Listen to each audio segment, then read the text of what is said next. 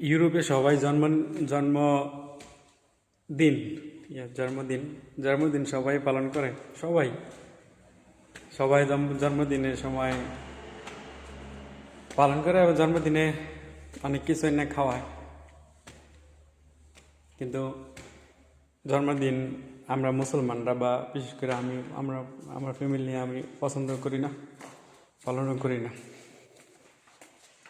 আমার বসের আর আমার একদিন এদিক সেদিক।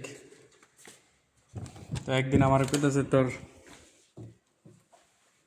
জন্মদিন কবে, পরে কই আমার জন্মদিন আমি কবে জানি না। পরে দেখাইলাম আমার পাসপোর্টে, ঠিক আছে ইয়া, তোর আমার তো একদিন খালি ডিফারেন্স। কইতেছে তোর জন্মদিনে কেক আনবো। আমি কই না, আমি এগুলো পালন করি না। তো আসলে জন্মদিন এগুলা আসলে খ্রিস্টানদের কালচারে, এটা মুসলমানের কালচার না।